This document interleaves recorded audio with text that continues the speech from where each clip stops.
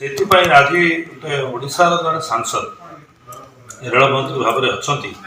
ସେ ଓଡ଼ିଶାର ଡେଭଲପମେଣ୍ଟ ପାଇଁ ଆମକୁ ଓଡ଼ିଶାକୁ ନୂଆ ନୂଆ ରେଳ ଲାଇନ୍ ଏସବୁ ବ୍ୟବସ୍ଥା ଯାହା ଓଡ଼ିଶାର ସ୍ୱାର୍ଥ ପାଇଁ ଦରକାର ଥିଲା, ସେଥିପାଇଁ ଆଜି ମାନ୍ୟବର ମୁଖ୍ୟମନ୍ତ୍ରୀ କେବଳ ଯେଉଁ ଚିଠିଟା ଦେଇଛନ୍ତି ସେ ଚିଠିରେ ଲେଖିଛନ୍ତି ଓଡ଼ିଶାର ସ୍ୱାର୍ଥ ପାଇଁ ଆମେ ପୁଣି ଅଶ୍ୱିନୀ ବୈଷ୍ଣବଙ୍କୁ ସମର୍ଥନ ଦେଲୁ ବୋଲି ଆମେ ଆଶା କରିବା ଯେ ଓଡ଼ିଶାର ରେଳମନ୍ତ୍ରୀ ଭାବରେ ସେ ଓଡ଼ିଶାର ଡେଭଲପମେଣ୍ଟ ପାଇଁ ସେ ଅଳ୍ପ ଦିନ ଥିଲେ, ଏବେ ତ ବେଶୀ ଦିନ ରେଳମନ୍ତ୍ରୀ ନଥିଲେ, 3.5 ବର୍ଷ ରେଳମନ୍ତ୍ରୀ ସେ ଥିଲେ। ମୁଁ ଆଶା କରିବି ଯେଉଁ ନେକ୍ସଟ ସରକାର ସେ 5 ବର୍ଷ ମନ୍ତ୍ରୀ ରହିବେ, ସେ ନିଶ୍ଚିତ ଭାବରେ ଓଡ଼ିଶା ପାଇଁ ବହୁତ କିଛି ବିଜେପି ପ୍ରାର୍ଥୀ ଥିଲେ ଏବଂ ବିଜୁ ଜନତା ଦଳ ତାଙ୍କୁ ସମର୍ଥନ ଦେଇଥିଲା ରାଜ୍ୟସଭା ପାଇଁ। ଏଥର ବି ସମର୍ଥନ ଦେଉଛି କେବଳ ଆମର ଓଡ଼ିଶାର ସ୍ୱାର୍ଥ ପାଇଁ।